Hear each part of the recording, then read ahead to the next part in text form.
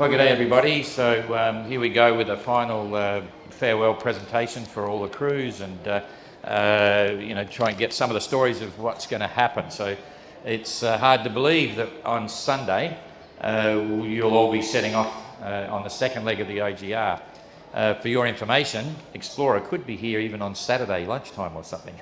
But anyway, and Godspeed is Godspeed. Yeah, they're still sailing, you know. Anyway, Godspeed is still sailing. They're in a hurry to get here, but I think you'll be gone before they finally arrive. But anyway, all well on board, and we're looking forward to see them as well. So that'll be a bit of fun. Anyway, I mean, you've all been preparing well. There's still a lot to do, but you're looking pretty organised. That's good for our perspective as the organiser. You know that you know what's coming up, and we are hoping you all enjoy the ride. You know, it's going to be quite challenging, but the Southern Ocean is a very special place. And there's a funny thing about it, that usually you don't realise it until you're out of it. You know, you'll be sailing through the Southern Ocean and you'll be going through all the challenges that it entails. And at the end of that was a good kite drop, that one. But when you finally look back, when you're home, you know, 6 months later or 3 months later, you start to realise how it is an incredible wilderness. It's a very special place in the world, and I spent quite a bit of time down there. So enjoy the ride. We're going to try and keep this moving pretty quickly because you're sitting not in the sun, but it's hot out there. And what we'll do is I'm just going to ask, first of all, the sterner crew and maiden crew, if you'd like to... Sorry? Yes. This one, look. Oh, I got the wrong format. There you go. This is the OGR. Yeah. Okay. All right. So now we're going to go straight into the IRC winners of leg one of the OGR, translated. And the whole crew can come out if you want, but we'll keep the movement of people really good. If you can, who's here from translated? Okay. Everyone, you can all come out, because if you, yeah, come for it. Go for it.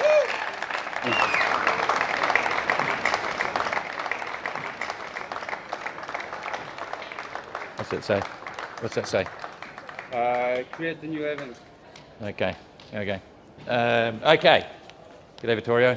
I know Marco's not here, and boy, we've got the whole lot here. So, what do you want to tell us about your anticipation for the next leg? You know, what's the game plan? You actually won the first leg, which was an incredible performance. I think everyone, I was certainly impressed because it's a Swan 65, but it's a Swan 65 that's well prepared and got a pretty interesting crew. You know, what caused it and what's the plan for the next leg?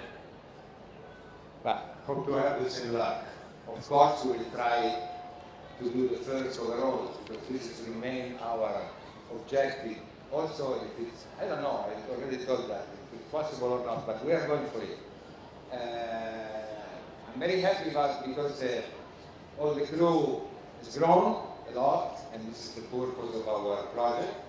And so they are not pro, but they are not rookies anymore. No.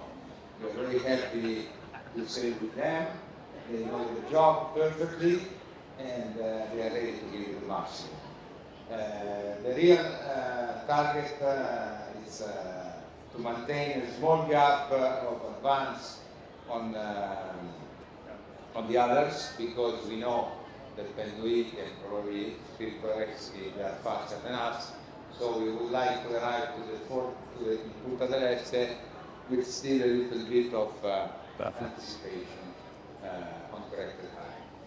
Who's your watch leaders? Who's your watch leaders? Who are your watch leaders? You know, standing a watch. Who's the watch leader? Allora, No, you don't have watch leaders. We are, yes, because me and Nico. We have two watch, 6 hours long, same time every day, from 8 in the morning to 2 in the afternoon, from 2 in the afternoon to 8 in the evening, and so on. The exiting watch make lunch, so we eat all together. And we have to sleep in a quantity of hours, never home with also at home we don't sleep so much. It's very rare that we call somebody out. Yeah. When we make spinnaker peeling, maybe we wake up one of them, we can say out it's down, and we will say it's down the hatch. And of course we prepare the boat with the maneuver concentrated, very different from Swan 65, so with 5 people we can do it. Okay, a quick question at random. Can you describe the best part of the last leg and what are you most looking forward to for the next leg? I will I did not do this leg. Ah, jeepers. I think I need to go home. Okay, I know you did. Yeah, so same question answers. Best or your most memorable moment of the last leg, and what are you most looking forward to for the next leg? Okay, the most memorable part was the finish for sure. 42 knots, 45 knots. I think we had the hardest part of the whole race was the finish. I will never forget. And the guys, we were all going crazy because it was like so much wind, you know, the Table Mountain, and then we were just about to finish, but we cannot. It's just, it was crazy. It was crazy. And what I'm looking forward for the second leg is just to go fast. Go fast. Yes. Okay, that's cool. So, who's circumnavigators? Who's going all the way? Just you? Anyone else going all the way? Yeah. Yep. Okay. So, how are you feeling? Have you settled in? Have you psyched up? What's your emotion about being involved with the OGR? You know, because I know it was a lot of people, applied to be on the boat. Mm-hmm. You're here. You're going all the way. Just try and describe what's happening. What's going on in your head at the moment? I enjoy the scene. It's amazing for me. It's like the big win coming in reality. So I don't know. It's just full enjoyment and excitement. Cool. Any volunteers can give us a funny story about Marco now that he's not here?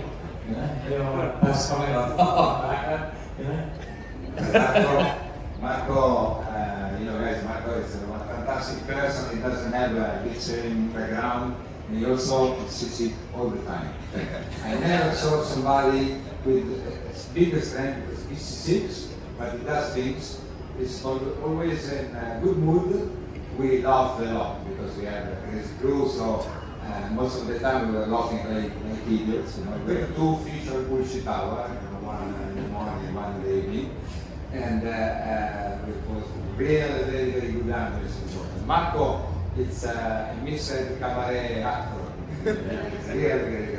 it's an amazing story, I've got to say. You guys rock. So good on you for taking that last seed first, for leg one, and let's see what happens on leg two. Thanks a lot. Okay. Juicy, you want to come up? You guys are out of here. Okay, so Spirit of Helsinki, that was a real surprise, you know. Penjuic were trucking along there, sailed really well, and everyone's assuming that that's probably the way it will go, and all of a sudden Spirit of Helsinki sneaks around the bottom there and comes in ahead of everyone else. How did you do it? Good question. And can you do it again? Sometimes the magician is mostly surprised by the tricks on it. Yeah. So where's the box? We want to look at it. I think we had really good plan already from the Southampton, and of course we struggled a little bit with the weather information. So the strategy in the end was pretty easy: sleep what you have, and we were just following the plan what we did. Yeah, that's cool. All right. So can you do it again? Everything changes now. You know, it's a different ballgame. We can do it better. It was actually, I've got to say, from an organising perspective, it was another classic finish. I mean, it was our first finish, but it was a real classic. I mean, everyone had emotions for Penjuic, and everyone was taking a different role. But in the last week, when we saw what might happen, and it started to play out, it really was quite exciting. So we look forward to see what happens next. Thanks for watching. You have watching this? Yeah, we have actually. They're working. They're all working good. That's all right. Okay, we go random here. So you want to describe your own emotions, not anything to do with the leg and this and that. Just what are you going through right now with the anticipation of carrying on in the race? Are you going all the way around? Yes, I am. I'm going all the way around. My name is Matti. Yes, so I'm extremely happy to see this morning we were in the US, who has done the Southern Ocean so far, and I saw two hands get up. Yeah, it's amazing. So it's, I'm not alone, Yeah. being a little bit excited and maybe also somehow concerned and worried, but feeling really good and looking forward to the big South. What got you into the OGR? Where did Spark come through you to be here now? Well, we started a couple of years ago with Lucy. We first asked him to join me on an 8-meter classical boat to race on track, but instead just trying to go around the world. So, so here we are today. Okay. All right, I've got another question here. So for you, do you feel as if you're involved with either making history or part of the 50th anniversary? You know, like, is there a connection to that? For me, it's more about like the 50th anniversary. I used to have like on the crew back in the 80s on another Finnish boat, I didn't have the mileage, so I'm just following what other people have been doing before and trying to take the most out of it. Yeah, cool. Okay. So what are you most looking forward to now for this league? What do you think is going to be the big issue? Big issue. I don't know. We don't have an issue. Maybe not with Brock first day at Oakland. Much more safer place, actually. Yeah. But it's more dangerous to be on the dry land than the sea. Yeah. So it's a short stopover, but you got the longest stopover. There's a lot more with this. All right, that's cool. Any issues with the boat? Like, have you done anything particular here that changes your position?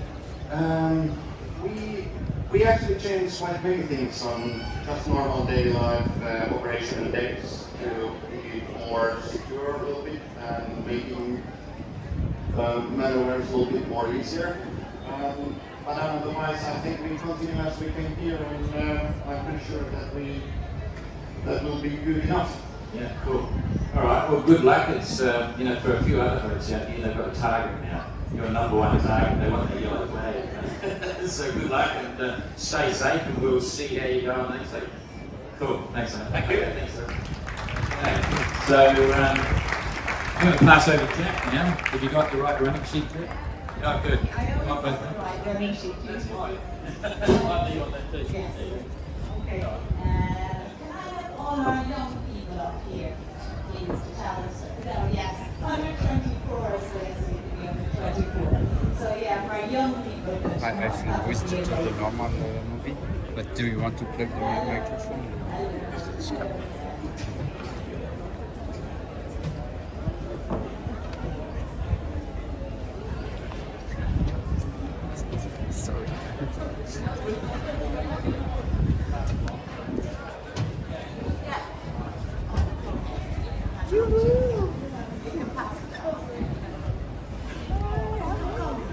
Move along, move along. Young. Well, I'm feeling very young, and so yeah, I can be up on stage as well. Okay. So yes, this is all our under 24s that we have here. I'm going to start with the youngest, Ryder. So there you go. So Ryder is our youngest on in the fleet. He's also the one that doesn't have a boat at the moment because he's an explorer. So he might be swimming to Auckland, but he's also only one of 2 New Zealanders in the race. So this is a guide to ask advice where to go partying when you get to Auckland, but also the best way to sail into Auckland. So Ryder, how are you feeling about signing up to go and explore? That was a good decision, wasn't it?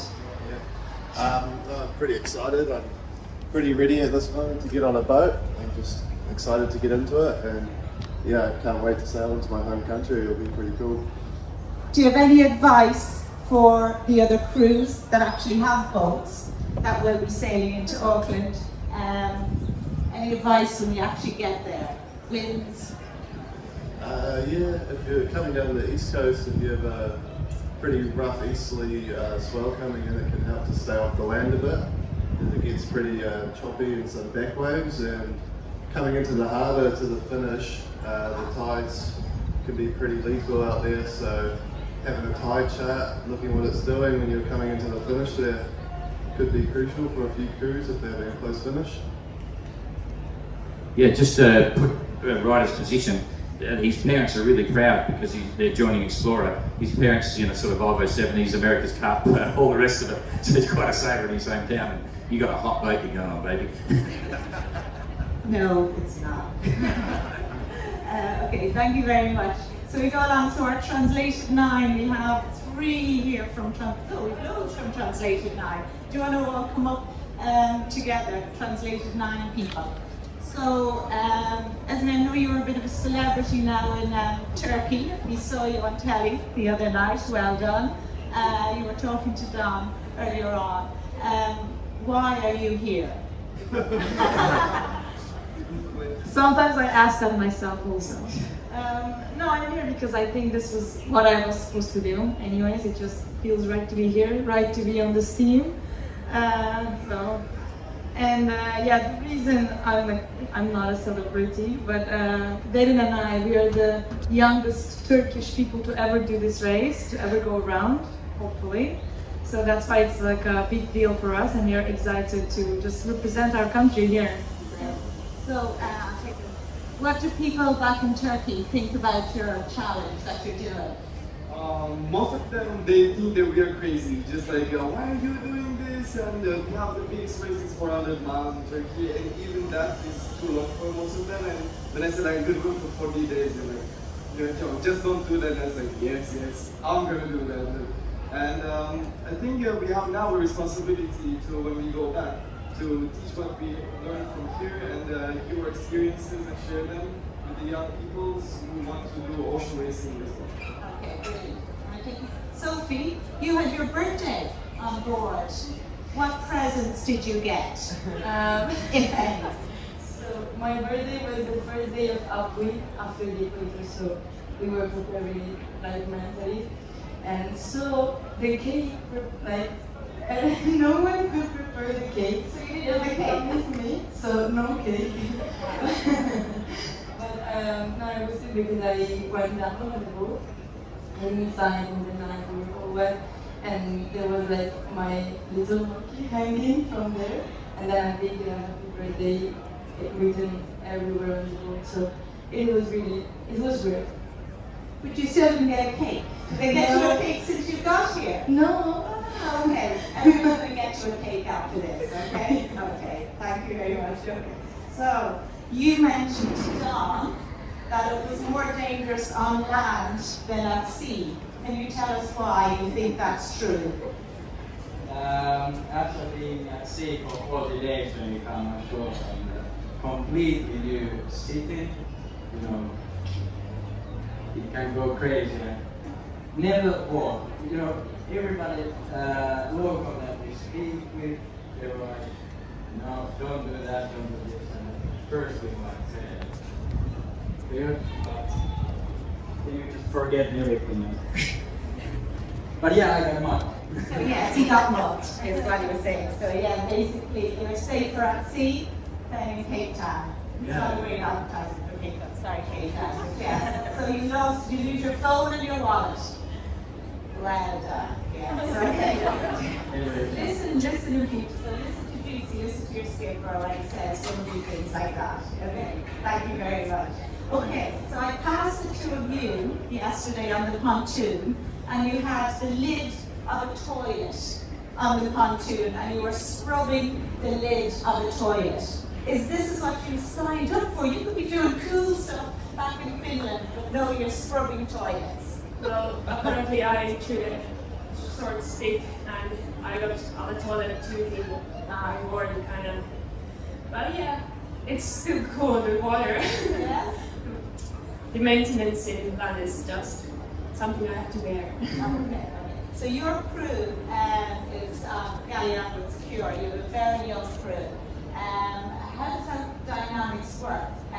Was Tapio here? He said before that you're getting all a little bit bored of his whipwreck stories. Is that true? He's not here, so you can say if you're bored of his whipwreck stories or not. Well, sometimes. Yeah. But it's also interesting comparing the situations where he's been and comparing our story, like situations. So. Okay, brilliant. Thank you very much. And you're a Rican, yes? Welcome you to start. So you're a family and friends boat. Yes, we are. Actually, uncle. Oh, okay.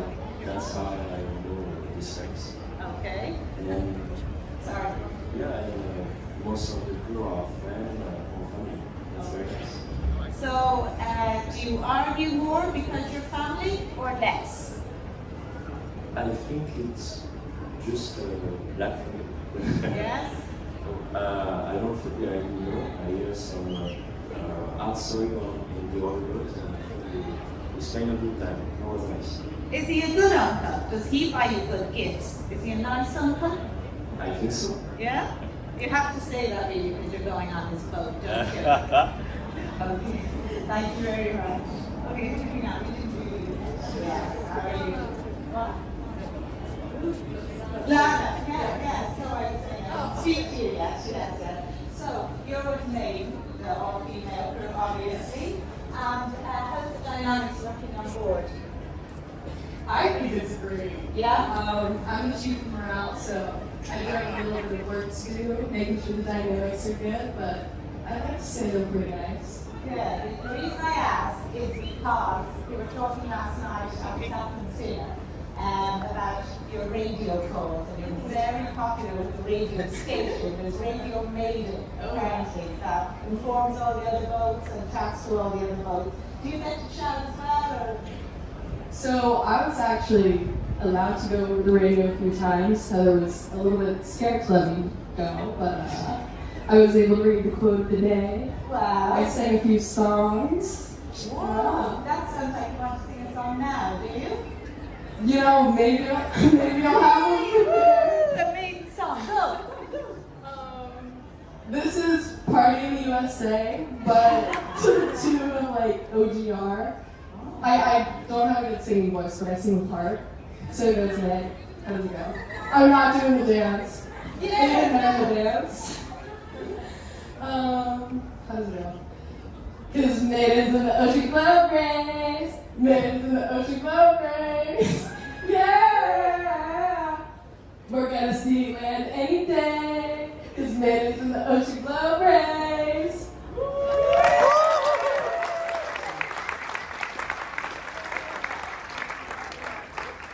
Neptune, no pressure, but your song now, please.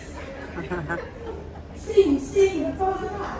I don't stick really the music. Oh, okay. Can you dance? Not really. Can you any other talent apart from singing? Just saying. It's just saying. Okay. So your boat, Neptune, with a lot of history as well. Yeah. So you've come into Cape Town before. You must be very proud to be on. Yeah, and the project is amazing with Bertrand. Yeah. For the Parkinson disease extra, so it's just amazing. For sailing with us, extra. Yeah. It's pretty cool. Do you think his story is spreading around the world? Do you want to tell everyone what his message is? What? What his message, what Bertrand's message is? Do you want to tell people that don't know?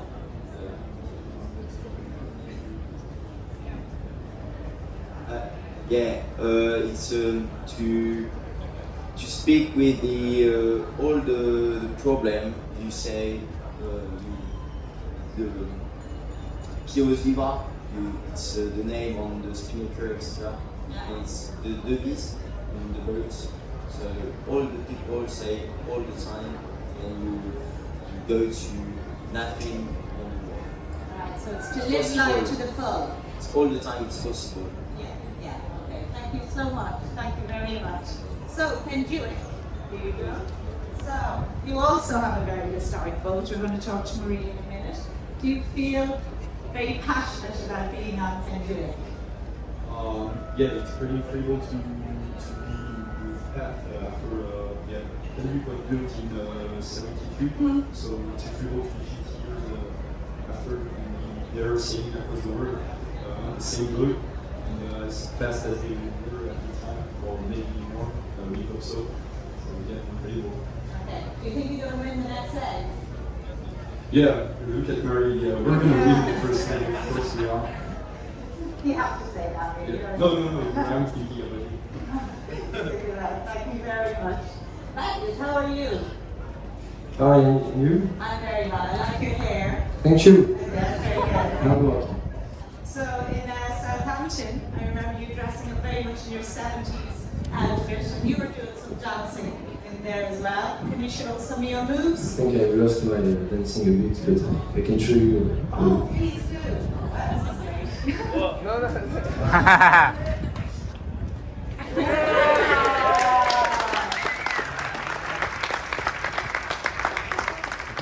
How long did it take you to practice that? This is all I've learned dancing on this one. On the boat, okay. Very good. So I know you studied like marine architecture, didn't you? Yeah. Are you able to use those skills on board? Or is it just helming and stuff for you? Yeah. The training of the sail, Yeah. setting, same pool, but the boat is already built, so I can change the Okay. Thank you very much. You having a good time though? Yeah, I had a good time. The only bad time was when I was cheering by night and I received a flying fish in the head. So between the eyes and the mouth, so I was like, I had the smell in my mustache for 3 days. So be careful of the flying fish. So, I think maybe you have a big flying fish story as well, yeah. How many of you have been seasick? Yeah. Okay. Yeah. Thank you very much. Tom, how are you doing? Great, I'm good. Yeah? Let's to dance. Nothing. I can talk. You can talk. You can talk. That's brilliant. So you have a very international crew on board. We have. We still have it. It's crazy. Well, I'm French and I'm not how to say it in Spanish, so it's already something. We have like 7 nationalities on board almost, so yeah, it's quite crazy. Okay. Different nationalities. We have a lot of passports. Different passports. Okay. Your tweets were very popular. Oh. Yes. I didn't know that there was tweet. I think I saw it was for the family. So. Well, there were some very romantic tweets as well. So yeah, you have to, yeah. So no trouble. yeah, no, you definitely gained some fans in your tweets. Yes, because I remember you in particular said that after about a week, you stopped putting your hands in your pockets. Oh to yeah, look for your phone. on the morning, you know, looking for your phone. And I was like, Yeah. So after 1 week, you forgot about your phone. a few days. Yeah. Was And great. so when you got back in the pontoon, how quick were you back on Instagram? No, I didn't turn on my phone until the next day because I was like, Really? It was crazy, and I saw that I would change, you know, not using my phone, and I was in Instagram looking at reels. 5 minutes after turning on my phone. So it didn't change that much, but it was nice to be disconnected for 7 weeks. Okay, but you're back on it now like crazy. No, I try to. We have some more to do. I have winches to clean, so. You have winches to clean. Which is more fun, the internet or winches?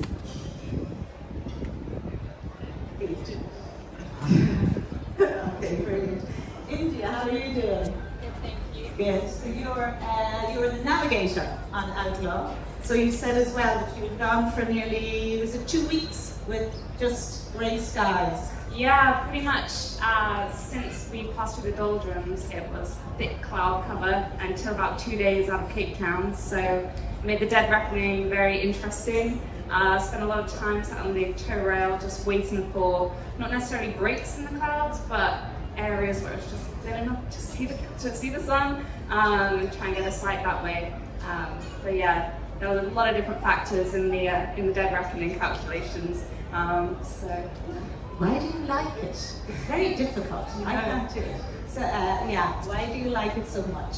I think it's just a challenge, and it's so different to what we're used to nowadays. I think we over-rely on things like GPS and AIS. It's been quite fun sometimes calling up ships, and you just have to say merchant navy vessel and hope that they reply. Half the time they don't, and then you have to get creative with your calls. But it's just a challenge, and I practice quite a bit on ships, but doing celestial navigation on ships is very different. It's a nice stable platform about 30 meters above the waterline, so you've always got a nice horizon. And obviously on a yacht, you suddenly can see the horizon, and then there's another wave, and then, oh yeah, there it is again. So no, it's good fun. Okay, I'll give it another go. Yes, I swear. Yeah. Okay. Aurora, how are you? I'm really good, thank you. Good. And you're on the South African boat. Yeah, we are. And you caused a little bit of a stir. Well, your photos did. You had a very nice photo of you and your crew in your South African bikinis. Oh yeah. So you were trying to, there was the famous maiden shots in the bikini, of course, but you were trying to outdo them in your bikini shot. Yeah, well, at the outset in Portsmouth, Melissa bought these loads of bikinis just to check which ones would fit her right. And then she decided to send some of them back, and I was like, hey, why are we sending these back? Like, this should be our crew kit. So all the girls got them, and then now the boys have invested. Wow, boys have bikinis too. Wow, look So watch out in Auckland. So it's going to be a thing. Is it you're going to be bikinied up going in? Yes. Well, who knows? We'll see. Okay. So what's the reception been for you since you got in? Oh my god, the finish was incredible. Like, never seen so many people after 50 days. We were so lucky, and yeah, just so grateful for everyone turning out. Yeah, it was an insane entrance into Table Mountain because we had the Southern Cross directly above us, and it like kind of made sense, you know, sailing all the way south, and then yeah, that was really Really, thank you very much. And you're just joining now, aren't you? You don't know that? Yeah. What are you nervous about heading into the Southern Ocean? Or are you nervous, I should say? I'm not really nervous, no. I'm confident about the boat and my crew. Yeah. Okay, brilliant. Well, we'll talk to you in Auckland and Yeah. see how it went. Did we chat to everyone? Is everyone happy? Has anyone got anything else to say or dance or sing or everyone good? Right, thank you very, very much and good luck and have a great sail. Thank you very, very much.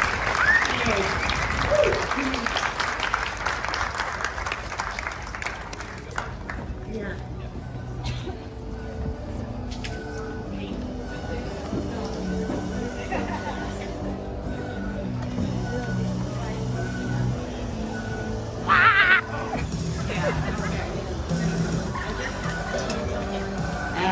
So we actually, Penduic can stay. Sorry, I sent you away. Penduic people can stay or come back up. Yeah? Yeah.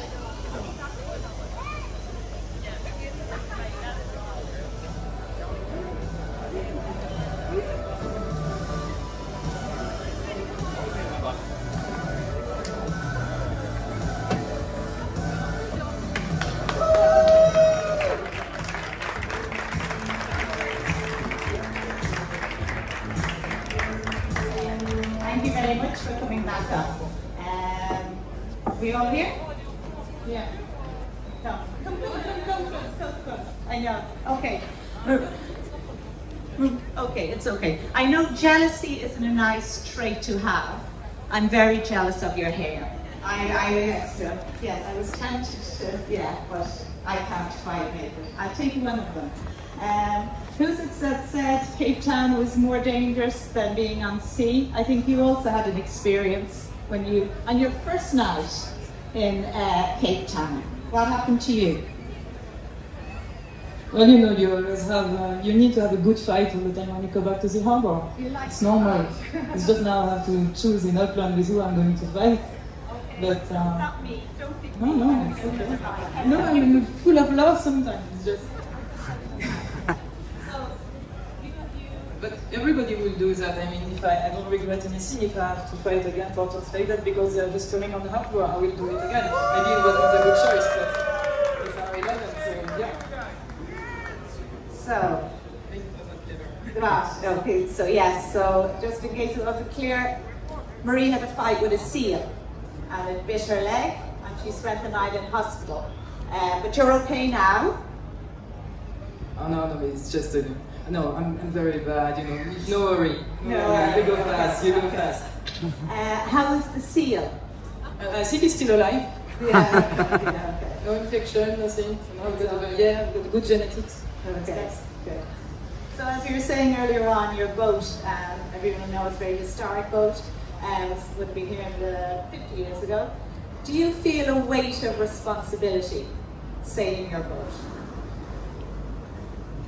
Yeah, not that much actually. Because now it's just, I'm living in the present, I don't live in the past, and I'm just caring about the future. So yeah, I feel a lot of responsibility because I love my crew and they are awesome and very nice people. So I feel I'm responsible of a magnificent boat. But it's my story now with this boat. I take care of this boat since more than 25 years now.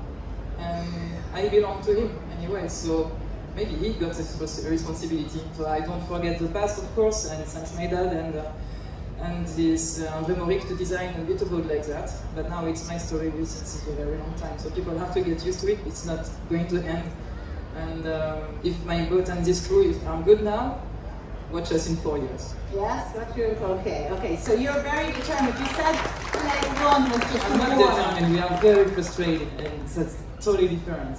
Yes, say that again. We are very frustrated about what just. We are pissed, that's for sure. We are starving, and we are going to get you. Maybe we can see you a little bit at the beginning. Watch my hair; they are blue. Maybe you can see us now.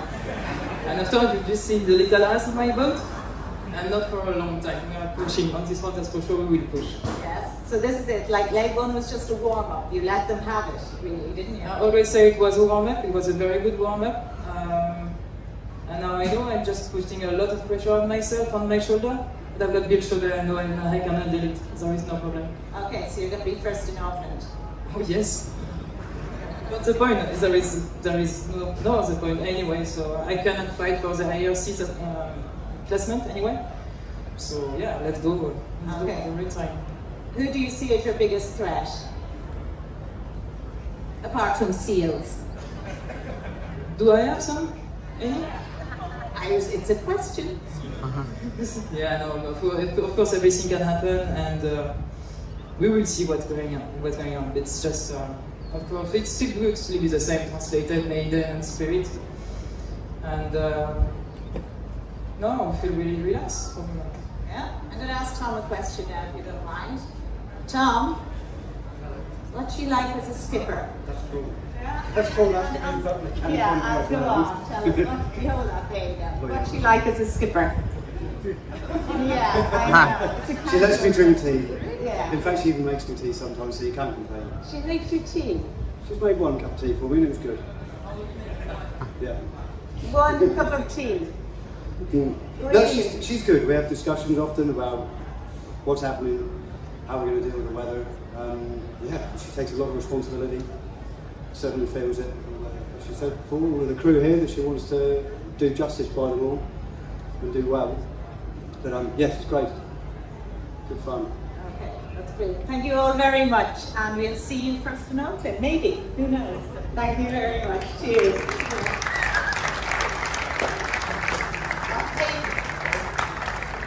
Okay, amazing people, please.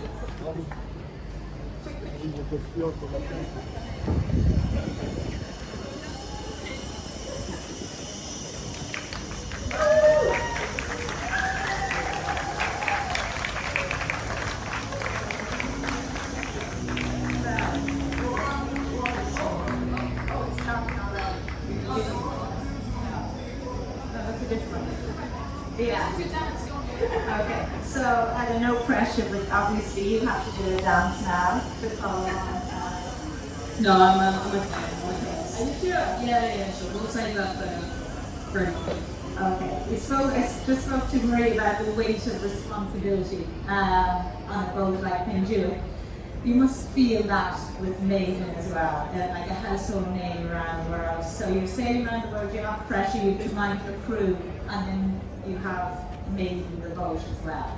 I think it's more of a pressure to be a good role model for the women and the girls that are watching us and supporting us.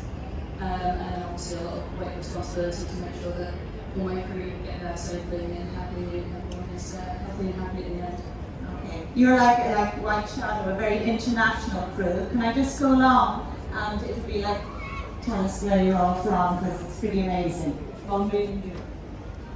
Yeah, pass on. Bombay, India. Puerto Rico, England, South Africa, England, France, Afghanistan, Ireland. We have another South African here. Do you want to say your name and say a little bit about where you're from? So my name is Witsi Jaka. I'm from here in South Africa, in KZN, in Durban, and I've been staying. So your brother, I spoke to your brother, and he said that he was so excited when he saw you that he thought he was going to faint. Did he faint? No, he didn't, but he did cry. It was my first time seeing him cry because I didn't know he was a crybaby. So So in my family, I'm the only one who likes water sports or who does sailing. All of my family members or relatives, they are all scared of water. I'm the only one. Yeah. He also said in Durban that you're now a celebrity. And everyone's like, is that true?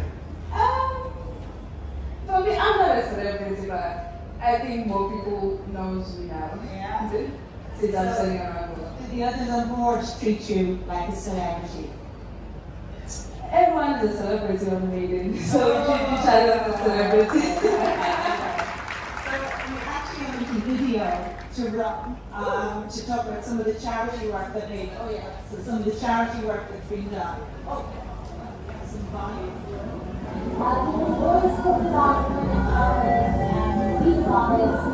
Right here, in this frame, with the beautiful Green Mountain as a backdrop, is what women empowerment really is.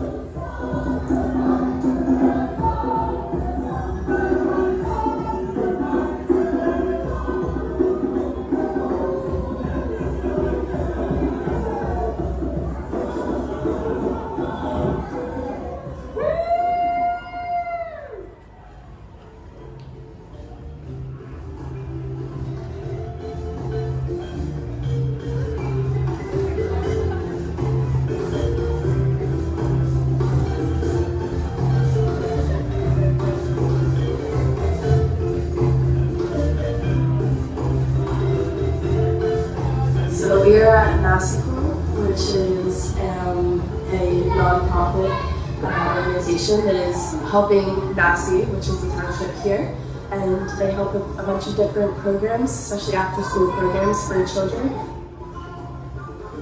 We are about to meet about 20 births. There's a lot of kids, there's happy kids, and it's a safe environment, so I'm looking forward to hearing what they say.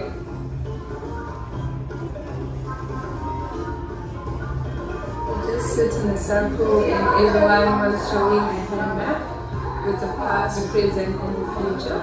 So everyone was sharing their amazing stories.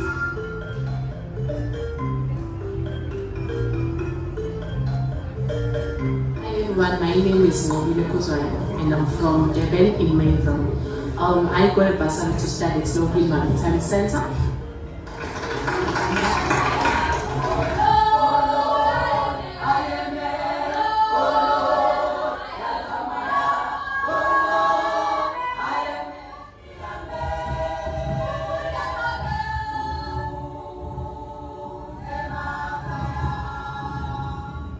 I was also fortunate enough to be an opportunity to also be on the boat with wonderful crew members of Maiden. It gave me power to also inspire the young girls who are out there who don't know what they want to do with their life. It really helped me a lot.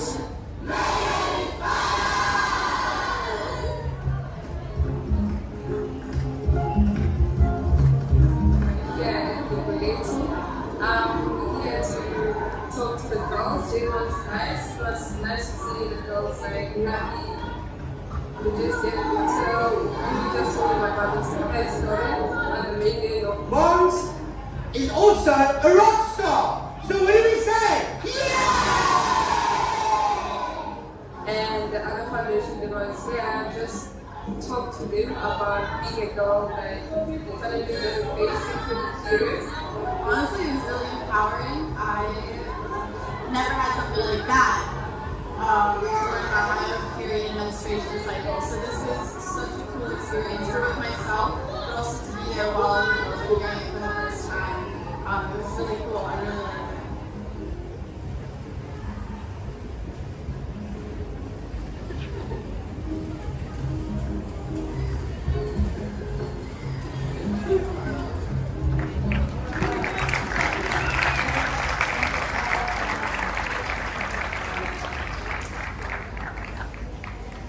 Thank you for watching. I haven't actually seen that video before. It was very good. Thank you, Kai.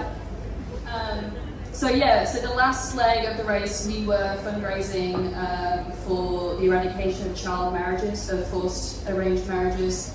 And the next leg, we are going to be fundraising for girls who are banned from schools in countries like Afghanistan So we're not only selling around the world, but we are trying to make an impact and inspire as many people as possible as well. So we do ask if you have time to go to the website and have a look at the charity. 100% of the donations go straight to girls' education charities around the world, and it does really make a difference. We believe that everyone has the right to have an education, and there are 120 million girls out there who don't have that access to education. So if there's anything you can do to help, we would be very grateful. Thank you.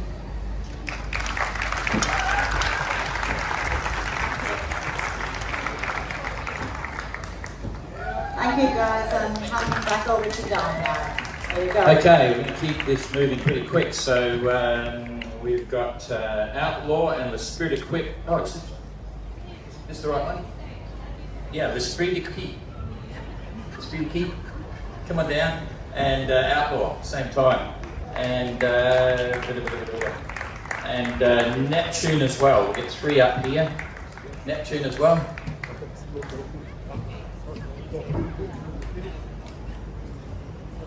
I just say this would be a really good time, with Lionel here, to teach him how to say the name of your team properly. Let's have a name lesson. How do we call your boat? L'Esprit de Quick. L'Esprit de Quick. Oh, see, you did this one. Anyway, you didn't see what was going on for the last couple of months, but anyway, all good. So Lionel, you know, yours is, everyone's got an interesting story, but you bought the boat in Ushuaia, I think, sailed it back. There's a bit of a mess in La Sable d'Olonne, did a big refit, a couple of trips across the Atlantic, made it to the start line, and you had everyone in the middle of the fleet chasing you. So how do you see your leg one? Are you happy with the result? Yes, very happy, but it was a little too long. And for the last boat, I think it's very, very long. Now we are very happy, and we hope that leg 2 was a little more short. Who's your biggest competition? Who's your target? Where are you trying to stay in the fleet, sort of thing, for the next leg? But to be just on the house of Pelbrick, because it's a nice house, and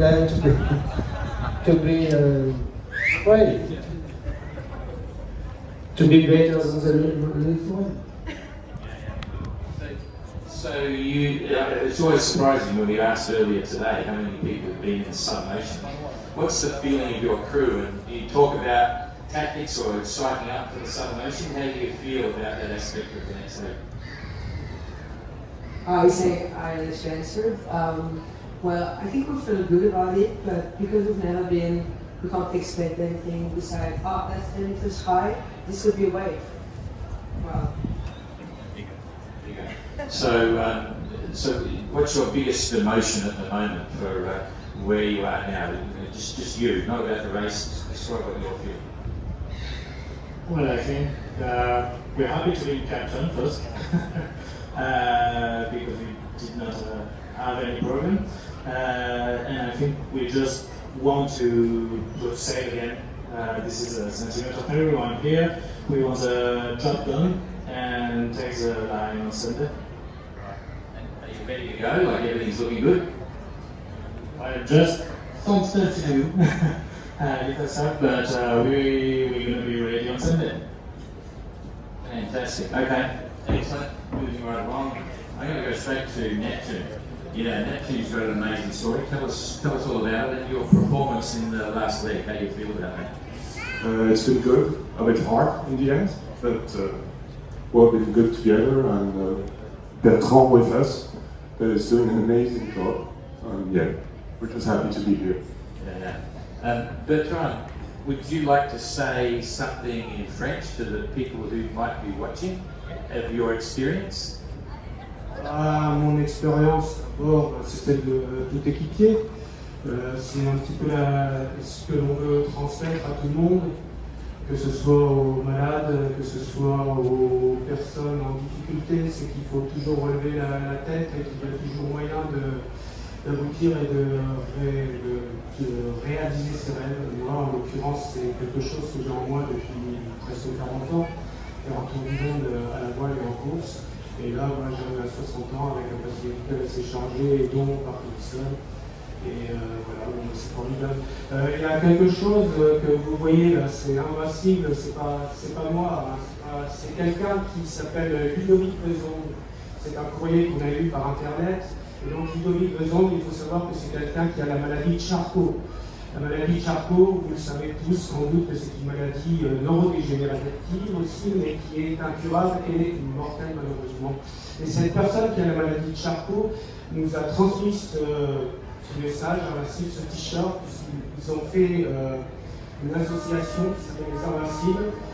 Et il nous a dit, et ça nous transforme vraiment dans toute cette aventure, il nous a dit franchement, eh bien bravo déjà pour ce que vous faites, et surtout bravo parce que pendant 7 mois, vous allez transporter un petit peu autre part que dans mon lit. Et ça, vraiment, ça vaut du monde. Voilà.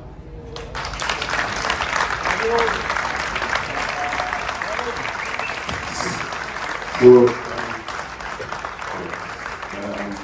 Don asked me to translate. It's a bit long, so I'm trying to do a summary. His job on the boat is like everyone. And he did that because he wants to bring hope to people with Parkinson's disease. He wants to tell them that if you put your mind to something, then you can do it all the time. And he's been trained to be on the race for 40 years. He's 16 now, and he's achieving his dream. And he was talking about the t-shirt he has on.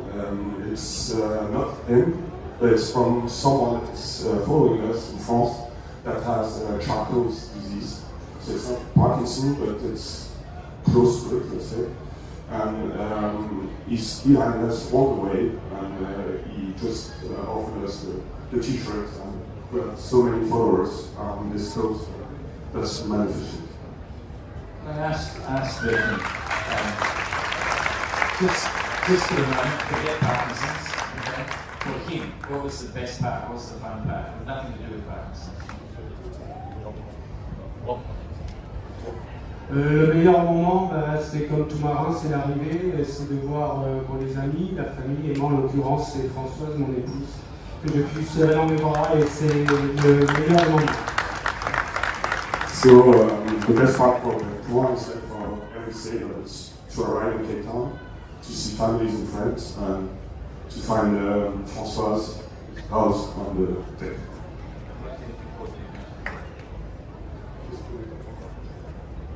Ce que j'attends de la prochaine étape, personnellement, moi je suis prêt pour la prochaine étape. Ce que j'en attends, c'est un peu plus de toujours transporter ce message. Pour moi, bon, évidemment, ça va être des avantages indéniables qui sont là et qui sont toujours présents. Ça recule la maladie. Vous savez que c'est une maladie neurodégénérative, on n'est pas là pour ça. Et ça recule les symptômes de la maladie. Donc pour moi, c'est déjà tout bien. Mais au-delà de ça, c'est de dire que si on passe cette deuxième étape, on va se transcender et de dire que finalement, Neptune, c'est aussi une entreprise. Et c'est de dire à tous les entrepreneurs que allez-y, n'ayez pas peur, prenez des handicapés, des malades dans vos entreprises, et vous verrez que le résultat sera là, et c'est vraiment très très constructif.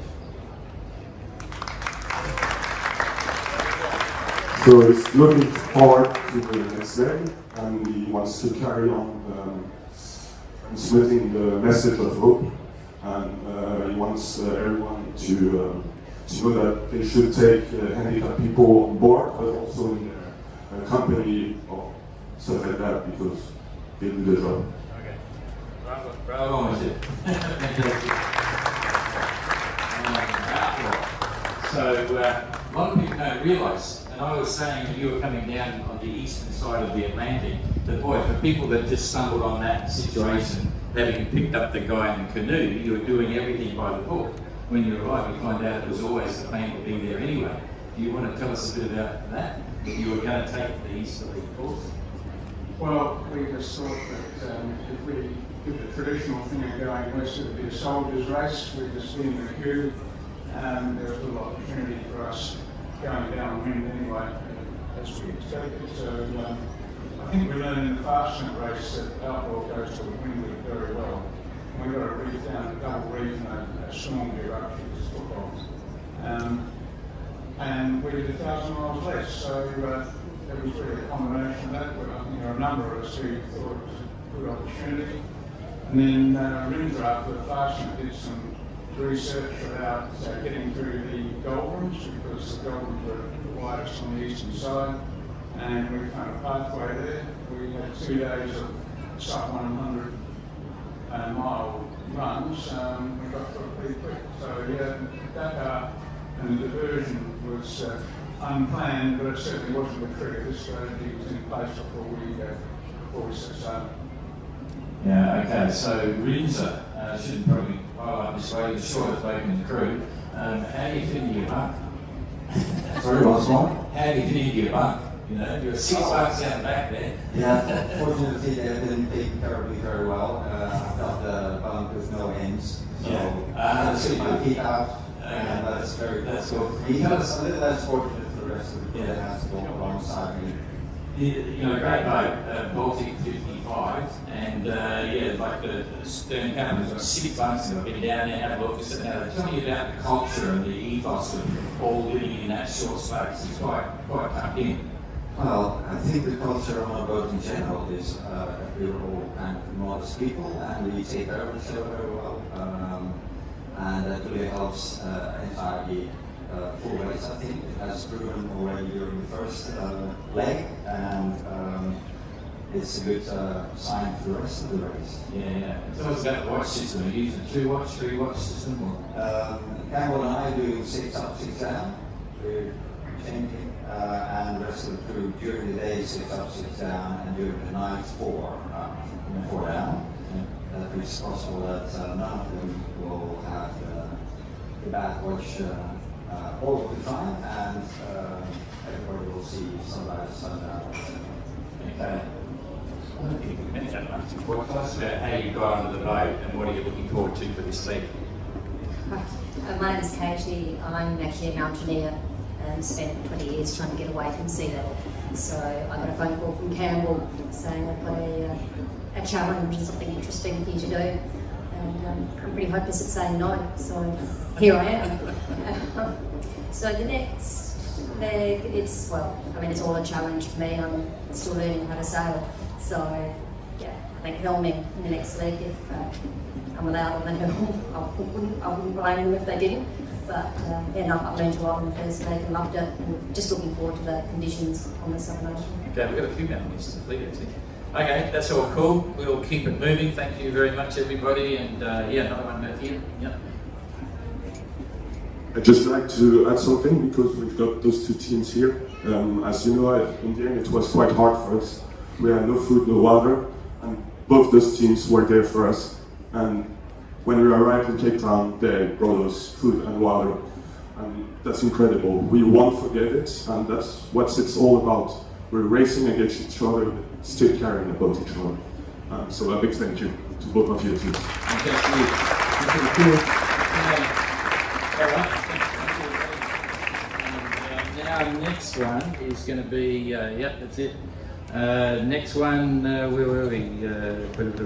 White Shadow, Eureka, and Sterner. Okay.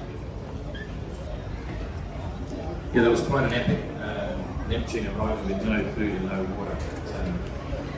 All kind of interesting.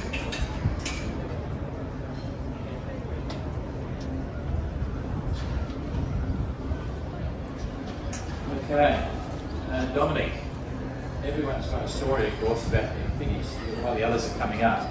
You got absolutely plastered coming in, with the last leg of the last day and a half. Quite big wins, quite challenging, demanding.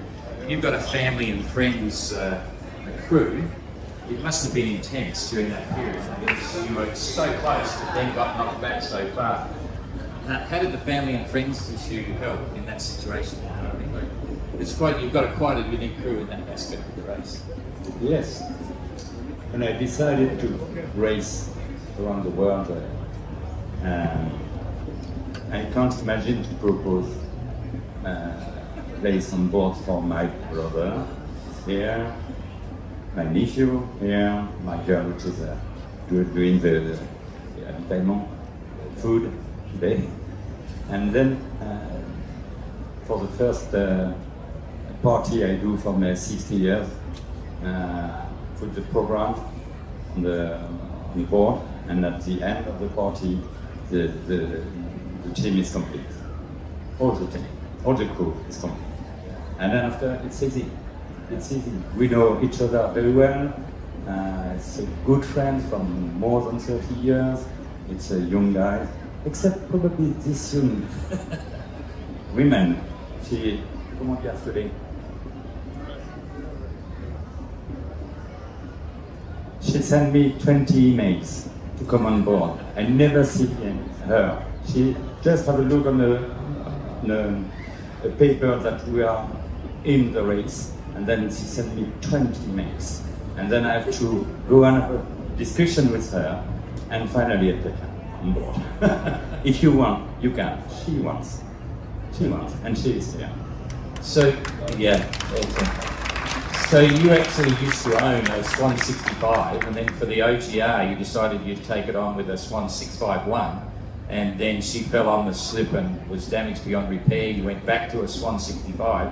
How did you feel when you saw her Spirit of Helsinki coming in? I'm a little bit jealous and furious against the guys who make the boat fall down, because it's a mistake of the professional guys that don't put the cradle like he has to be. I'm really very furious. I'm happy because that means that I have done the good choice of good boat. Never mind, I'm 10 days after him. Okay, so you were one of the very first entrants. Do you really feel as if you're involved with remaking history or making history, the connection to the Whitbread, or what's your emotion now that you've done the first leg? How do you feel in terms of your original concept and theory about the race, wanting to be involved? Today I'm ticking the big box, a dream. Yes, a box. The first leg is that, yes, I've done it.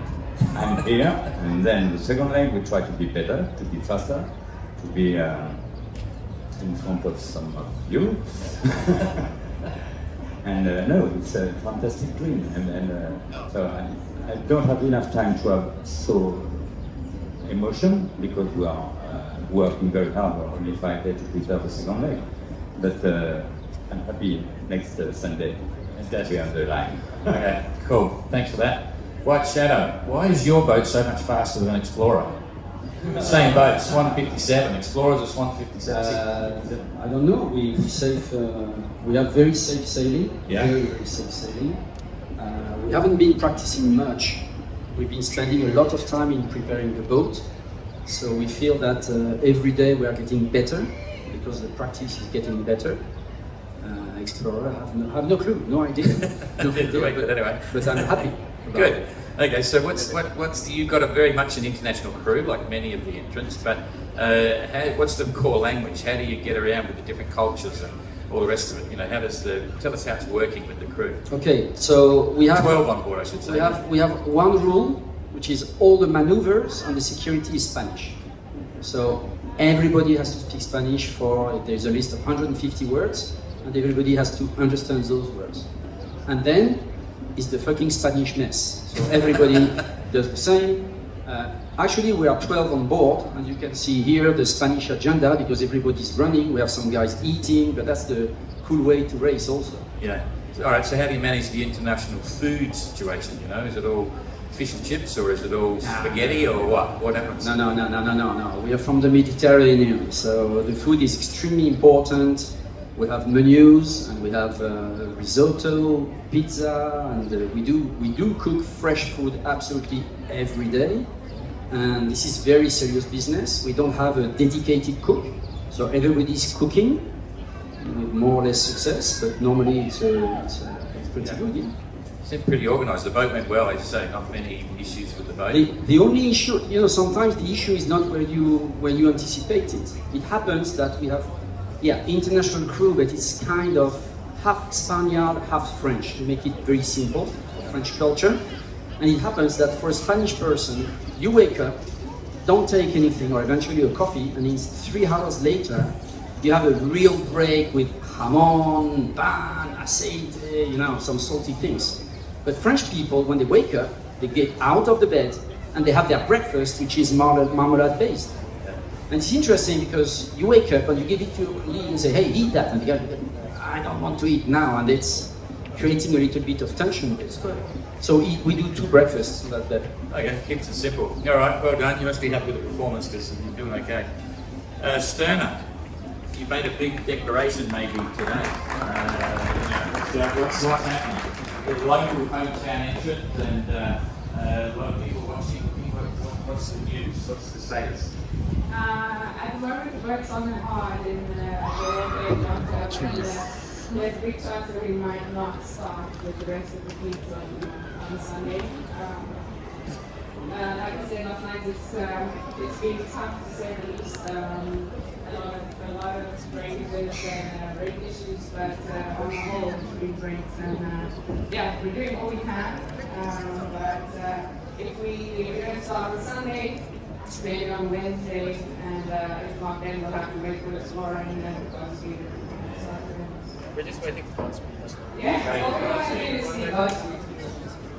We're just waiting for Godspeed to make it a day five. So Jared, this was a big thing for you, putting the whole thing together, finding the groove, getting the boat going.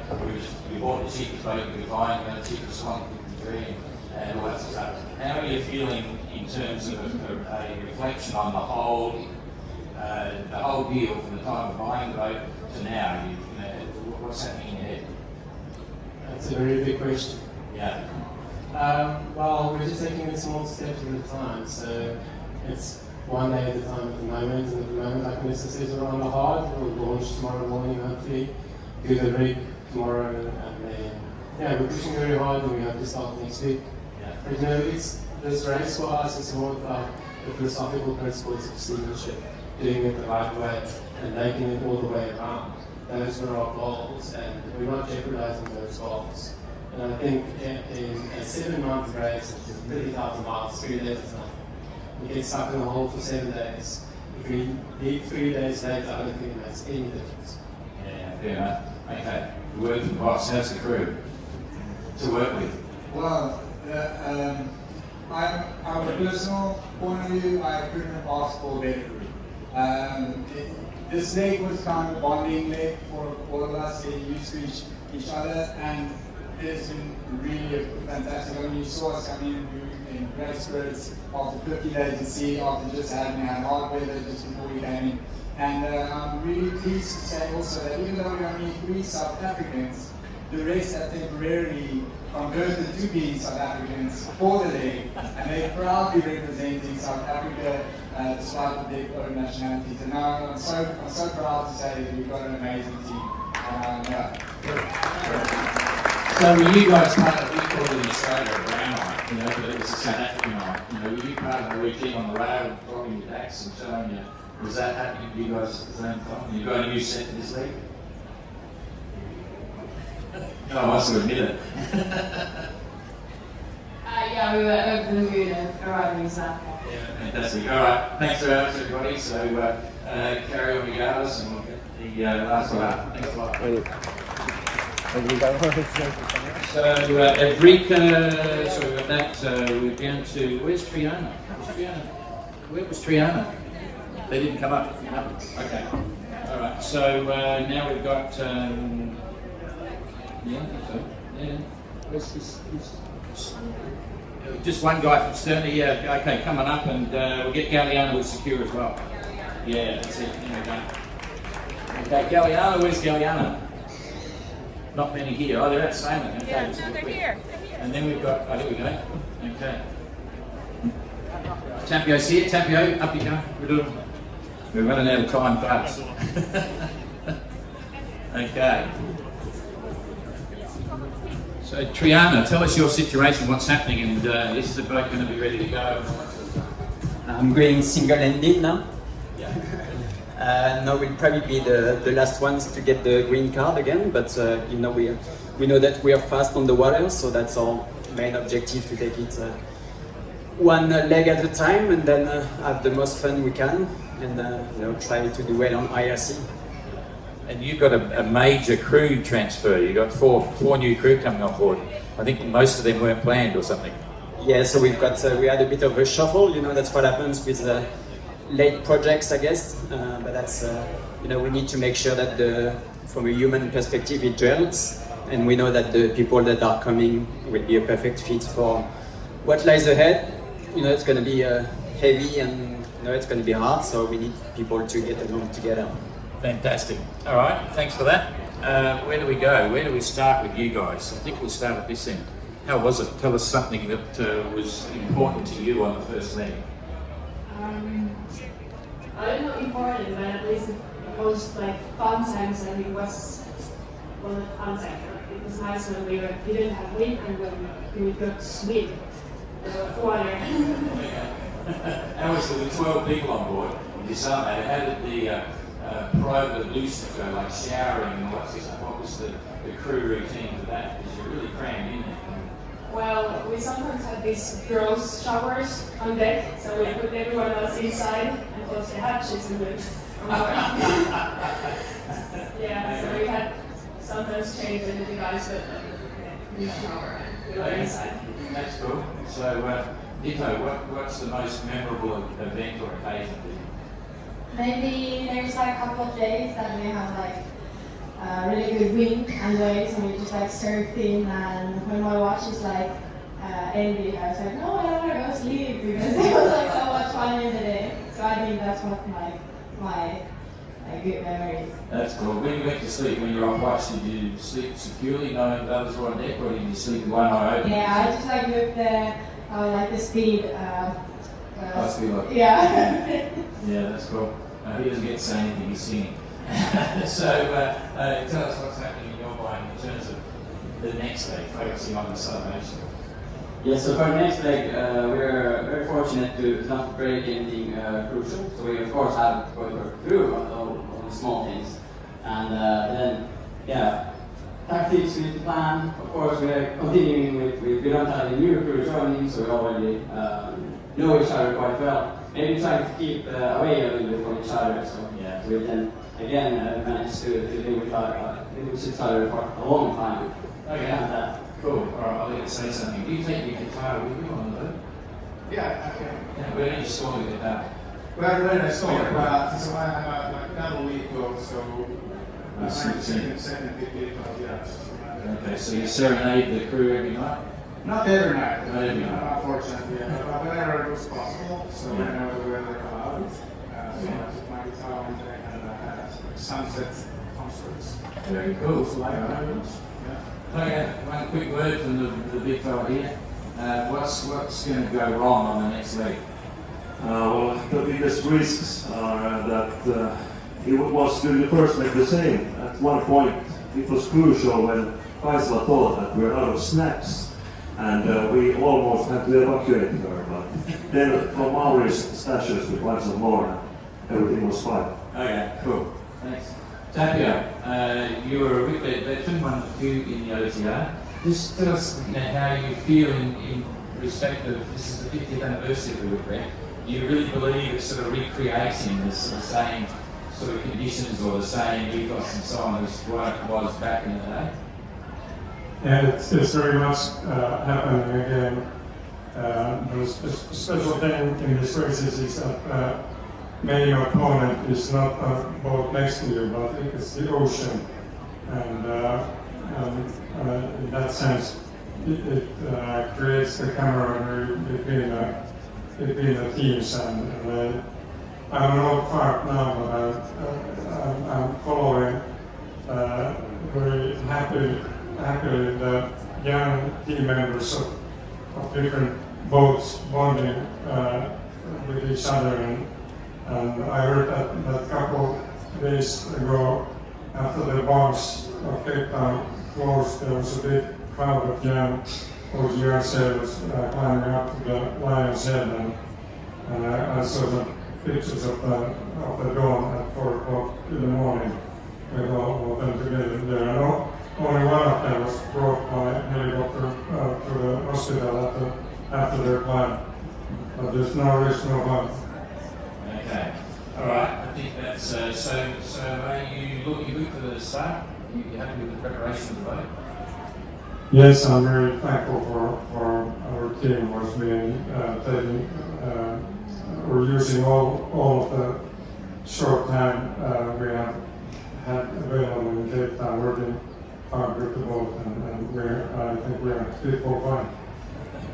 Okay, all right, that's good. We're going to wrap this up now with Billy giving us a rendition of the Port Tack Blues. I'm not going to I'm going to hand over to Jack.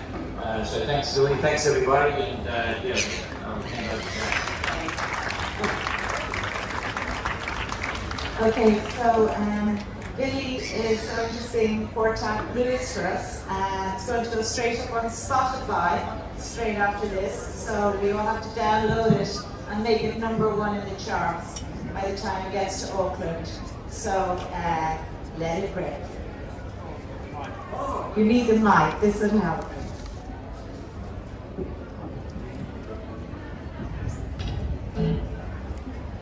All right. So Port Tack Blues was inspired by the fact that after the doldrums on Galiana, we spent more than 3 weeks in a row on Port Tack, and everybody decided to like throw their other legs shoulder together. And well, we got quite well acclimated to that situation. Obviously, things went south when we finally turned to starboard tack because everything inside collapsed. It has settled so well for Port Tack. Yeah, and this is a old song actually. It's from the 70s, a Finnish song, and I just kind of like that inspiration and wrote new words for it. And this is the word premiere.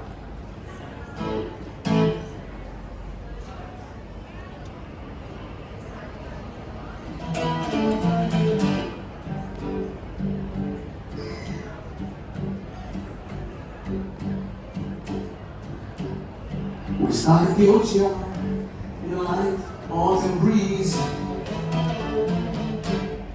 Once we got out of the zone, the boat speed began to freeze. Pretty soon he was dead calm, and we sat there until dawn. It was just us, all the others had we, and now they were all gone, and we're on the port. We're sailing on the port. No matter the route or sails we chose, though we know when it turns to our nose, and we're back on the port side.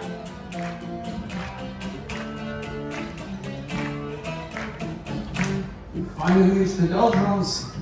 I suffered there for days. It was so hot, our brains melted. We tried to cool them in so many ways. The history tells us once we're out of here, we get the train wheels and it's cool. But studies is one thing, truth is another, and we were exception to the rule. And we're back on the port. We're back on the port. No matter the route or the sails we chose, the wind always turns to our nose, and we're back on the port side.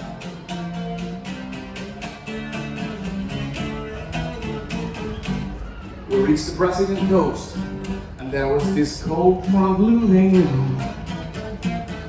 Well, let's get right through to get some westerlies, we were assuming.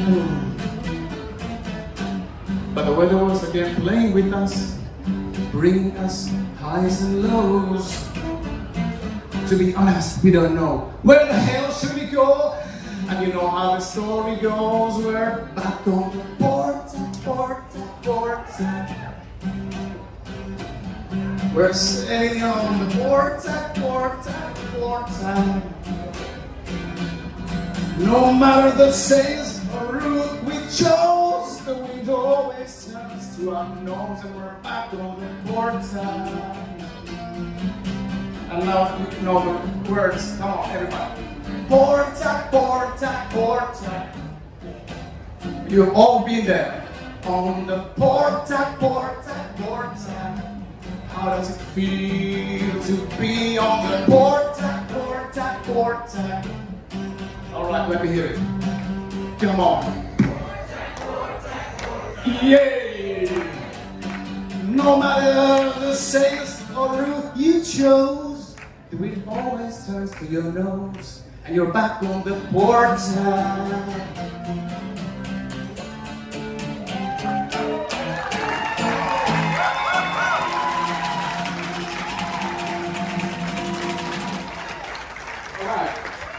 But remember, somebody might be on the starboard when you have to go away.